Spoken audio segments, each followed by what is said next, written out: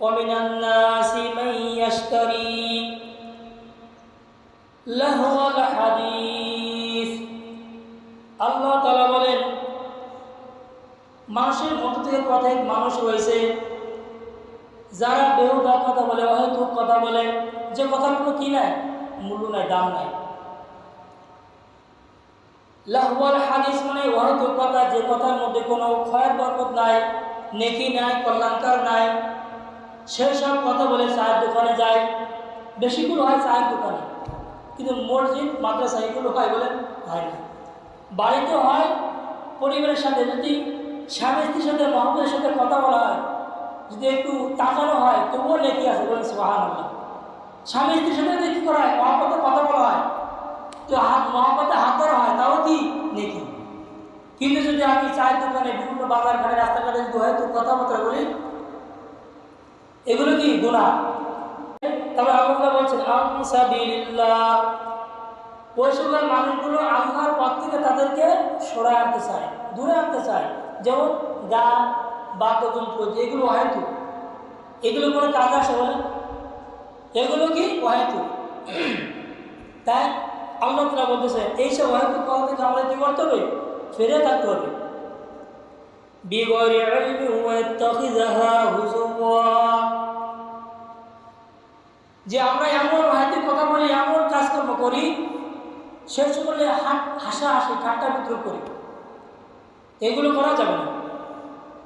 যদি এগুলো করা হয় তা আল্লাহ তাআলা তাদের জন্য কি শাস্তি রেখেছেন, উলাইকা লাহুম আযাবুম মুহিন। আল্লাহ তাআলা বলেন তাদের জন্য যারা গান, বাদ্যযন্ত্র, টেলিভিশন, মোবাইলের ভিতরে ওয়াশিং ছবি, গান শুনবে, তাদের জন্য আল্লাহ তাআলা কি রাখছেন, এমন শাস্তি যা যন্ত্রণাদায়ক, লাঞ্ছনাকর শাস্তি আল্লাহ রাখছেন, নাউযুবিল্লাহ।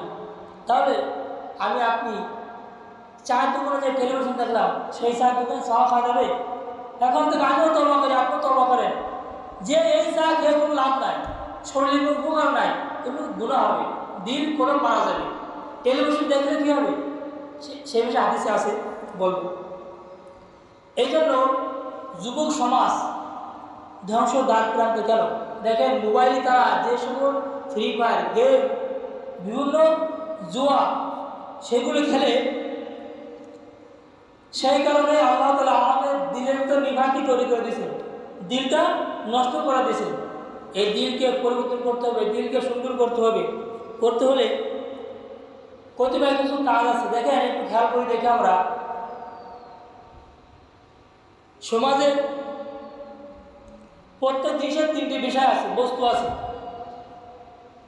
যেমন ইসলাম কালপাত্রে শুরু, মধ্যকাল, শেষ, এই তিনটি কিন্তু আছে না, বলেন শুরু আছে, শেষ এবং মধ্যকাল আছে। তেমন এমনই মানুষের ক্ষেত্রে শৈশবকাল, যৌবনকাল, বৃদ্ধকাল, এই তিনটি কিন্তু বিদ্যমান।